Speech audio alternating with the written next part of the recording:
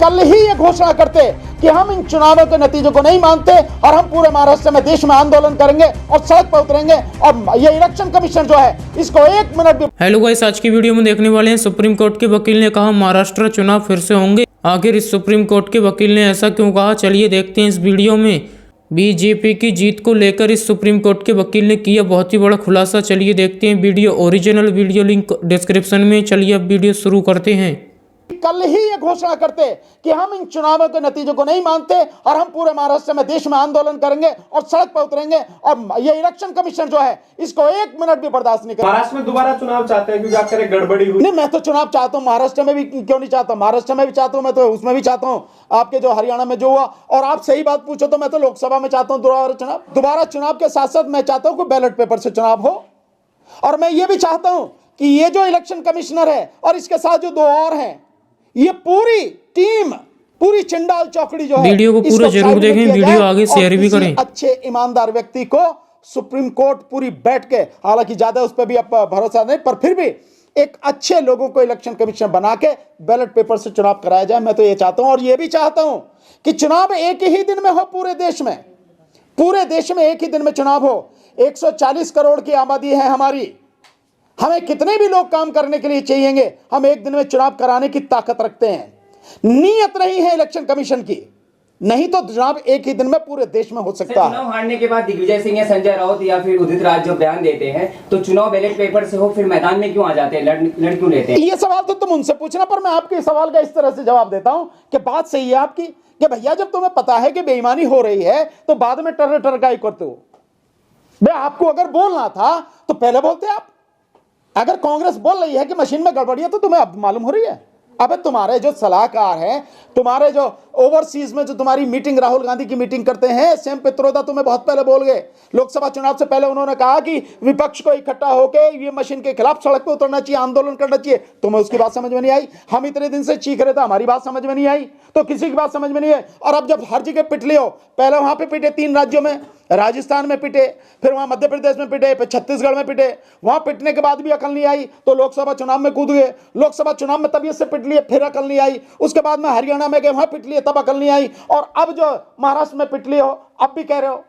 अभी भी ये नहीं है कि कल ही ये घोषणा करते कि हम इन चुनावों के नतीजों को नहीं मानते और हम पूरे महाराष्ट्र में देश में आंदोलन करेंगे और सड़क पर उतरेंगे और ये इलेक्शन कमीशन जो है इसको 1 मिनट भी बर्दाश्त नहीं करेंगे। अभी भी नहीं करे वो तो। चुनाव लड़ने के लिए तो सारे लोग गए, आप भी चुनाव लड़ने के लिए तैयार थे, बाकी आपकी टीम के लोग, महमूद प्राचाबल और बाकी लोग, सभी लोगों ने सर चुनाव लड़ा। जो जिनका इन्होंने नाम लिया उन्होंने भी लड़ा। सारे लोग चुनाव लड़ना चाहते हैं। मैंने ये कब कहा कि चुनाव नहीं लड़ना चाहते? चुनाव लड़ना गलत बात है, लड़ना चाहिए, बिल्कुल लड़ना चाहिए। मुझे मालूम है कि कैसे रोका जा सकता है, मैं ये चीजें जानता हूं। मैं जानता हूं कि कैसे रोक सकते हैं, इसे कैसे कंट्रोल कर सकते हैं। और मैंने बताने का प्रयास भी किया, लेकिन सुनने को तैयार नहीं, को समझने को तैयार नहीं।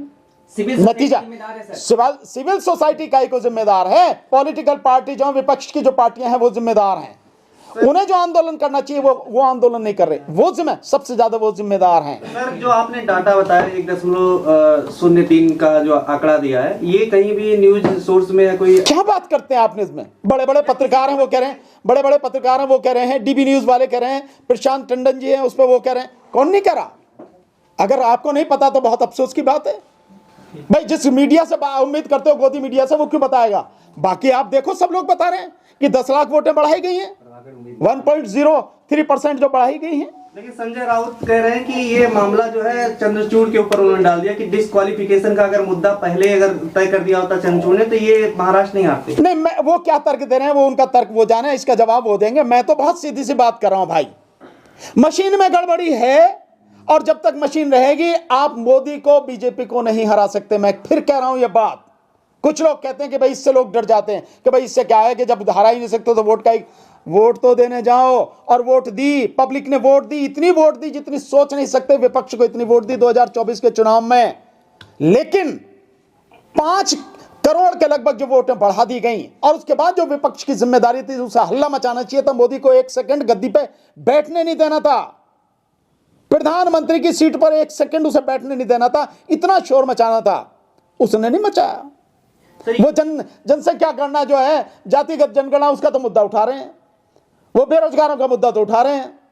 लेकिन जो असली मुद्दा है, अरे जिसकी वजह से ये सारी गड़बड़ें हो रही हैं उसी को सत्ता से उठा के फेंको ना, और उसके लिए लड़ो आप, और उसके लिए मुद्दा है तुम्हारे पास में, तुम्हारे पास सारे सबूत हैं, पेपर है सारे के सारे, पूरी सिविल सोसाइटी के लोग अपनी गवाही देने को तैयार है। तुम्हारी समझ में नहीं आ रही सारी चीजें। तो आप कह रहे हैं कि सर महाराष्ट्र में गड़बड़ी हुई है, उसी स्थिति में झारखंड में क्या स्थिति है? और साथ ही साथ सर आप कह रहे हैं कि ये गड़बड़ी हुई, अगर गड़बड़ी तो लोकसभा चुनाव में क्या फिर गड़बड़ी नहीं हुई जब बीजेपी की बुरी हाल हुई महाराष्ट्र में और पूरे देश में? अरुण, आपने सुना नहीं, मैंने जो कहा कि जबरदस्त तरीके से लोकसभा चुनाव में गड़बड़ी हुई और 3 बड़ी एजेंसियों ने, जिसमें वोट फॉर डेमोक्रेसी, एडीआर और द वायर, इन तीनों ने पूरी रिसर्च करने के बाद पूरे डॉक्यूमेंट्स के साथ, सारे सबूतों के साथ रिपोर्ट अपनी रखी और सिद्ध करके दिखाया कि किस तरह से लोकसभा चुनाव में बेईमानी हुई है। 543 सीटों में से एक जो है डिक्लेयर कर दी गई अनकंटेस्टेड, कोई उस पर था ही नहीं, तो वहां सूरत में शायद वो थी, वो डिक्लेयर कर दी गई। तो 542 सीटों पे चुनाव हुआ और जो रिपोर्ट आई उस रिपोर्ट के हिसाब से केवल 4 सीटों पर जितनी वोटें डाली गई उतनी ही वोटें निकली। बाकी 538 सीटों पर, उनमें से 362 सीटों पर वोटें जितनी डाली गई उससे कम निकली और 176 सीटों पर वोटें जितनी डाली गई उससे ज्यादा निकली और 4,65,46,884 वोटें बढ़ाई गई।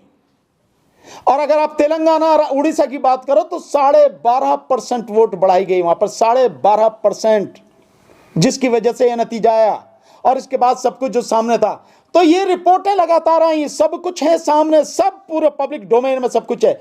लेकिन शायद आपको इसलिए नहीं सारी चीजों का पता लग रहा, क्यों कि हम लोगों ने तो आवाज उठाई, पर विपक्ष जिसकी जिम्मेदारी थी मेन, जिसे आवाज उठानी चाहिए थी, कांग्रेस से तमाम विपक्ष बिल्कुल एक शब्द भी इस पर नहीं बोला, चुप बैठा रहा। दूसरी बात, अभी आप जो कह रहे हैं कि झारखंड में ऐसे नतीजे और वहां नतीजे, अगर मैं ये बात कहूं, झारखंड की ही बात को कहता हूं, तो झारखंड में जिस तरह के नतीजे आए हैं, बेईमानी अगर महाराष्ट्र में नहीं होती तो झारखंड की तरह ही महाराष्ट्र के भी नतीजे ऐसे ही आते। मैं गारंटी के साथ कहता हूं, आज की तारीख में मोदी, बीजेपी, इनको कोई नहीं चाहता। 10-15% वोट इनका है, वो इनसे जरूर इंटैक्ट है, उसे कोई नहीं हिला सकता, लेकिन इसके अलावा इस देश में वोट उनके पास नहीं है। और जिस दिन इस देश में बैलेट पेपर से चुनाव हो जाएगा, मोदी और बीजेपी का और ऐसे लोगों का बिल्कुल पत्ता साफ हो जाएगा राजनीति से, मैं दावा के साथ कर रहा हूं। क्योंकि आपने कहा कि लोकसभा चुनाव से पहले ईवीएम को लेकर एक बड़ा आंदोलन हुआ, तो क्या जैसे ईवीएम का आंदोलन तेज होता है तो क्या गड़बड़ी कम हो जाती है, और जैसे ईवीएम का मामला ठंडा, क्या गड़बड़ी बढ़ जाने के चांस भी ज्यादा बढ़ते हैं? देखिए, हम ये मानते हैं कि अगर ईवीएम का आंदोलन बढ़ता है, लोगों में जागरूकता, जिस तरह से लोकसभा चुनाव के दौरान जो आंदोलन शुरू हुआ उससे पहले, और जितनी जागरूकता आई और गांव-गांव तक लोगों तक ये बात पहुंच गई मशीन की गड़बड़ी की, सो उसमें पूरे लोग जागृत हो गए।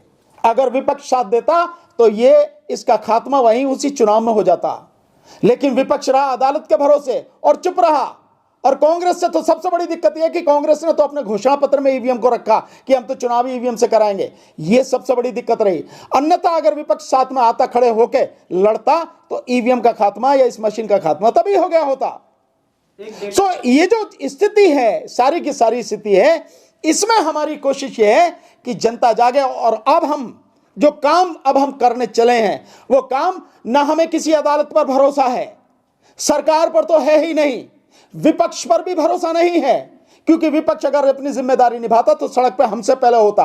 विपक्ष पर भरोसा नहीं है, पूंजीपति और मीडिया, अब मीडिया भी पूंजीपतियों ने ही खरीद लिया, तो पूंजीपति, मीडिया, सरकार, अदालत, ये सारे के सारे और मनुवादी मानसिकता के लोग, ये सब मिलके एक बड़ा इन्होंने सिंडिकेट बना रखा है, एक बड़ा माफिया इकट्ठा हो गया। ये इस माफिया को तोड़ने के लिए अगर किसी से उम्मीद की जा सकती थी तो अदालत से, लेकिन जब अदालत भी साथ में खड़ी हो गई और अदालत को भी वो चीजें जो आम आदमी को नजर आ रही हैं वो उसे नजर नहीं आ रही, तो किसी से उम्मीद नहीं है। अब जन आंदोलन ही एकमात्र रास्ता बचा है जिसके कारण ये देश बच पाएगा। तो हमारी कोशिश यही है कि अब ये जन आंदोलन खड़ा होगा, जिसकी घोषणा 10 दिसंबर को ताल कटोरा स्टेडियम में भरी पब्लिक के सामने किया जाएगा और सभी से उम्मीद करता हूं, कहता हूं सब लोग वहां ये पहुंचे। वीडियो यहीं पर खत्म करते हैं। अगर आप भी ऐसी वीडियो देखना पसंद करते हैं तो हमारे चैनल को जरूर सब्सक्राइब करें, वीडियो लाइक करें, वीडियो को ज़्यादा से ज़्यादा शेयर करें। थैंक्स फॉर वॉचिंग और अपनी राय कमेंट में जरूर दें।